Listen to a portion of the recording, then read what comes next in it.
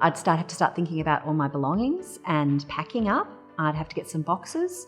I'd probably go on Facebook and ask for boxes because people do that all the time. And then I would have to reassess what I need and what I don't and throw out a lot of stuff, fill up the rubbish bin, or have a garage sale and get rid of lots of stuff, put it all out in the nature strip with a free sign and hope the council doesn't find me. And then I would pack. You would have to pack up all your stuff, clean the house from top to bottom, make sure it's in the condition that you found it when you started renting or in a house commission. I would also obviously call the real estate agent and tell them that I'm leaving, and they require a month's notice usually, so I would probably be doing that. If you haven't left it in the condition that you found it, you won't get your bond back.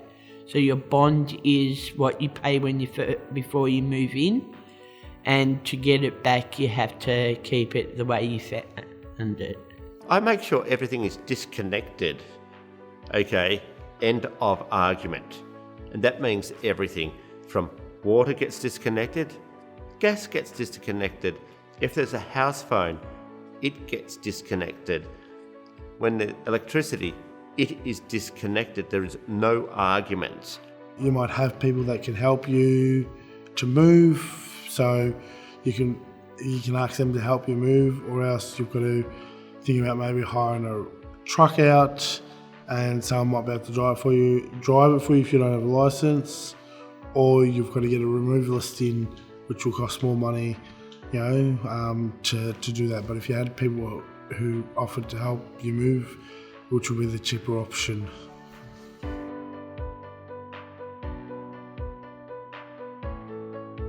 Well, if you want to stay on, you've got to speak to the real estate agent and ask them to renew your lease, and they should be able to renew your lease if you haven't done it. If you're a good tenant, and they'll be able to renew your lease for another 12 months or 6 months. Having stability is really, really important when it comes to having a home, and I think sometimes the rental market is not stable. People have to move because a landlord wants to sell. There's various reasons. A landlord might want to put the rent up, but they can't do it with the current tenant because you can only raise it by a certain amount at a certain time. So they might, there's all sorts of reasons why housing might not be stable within the rental market. I think it's very much a market for landlords as opposed to for tenants, as it currently stands in terms of longevity, anyway.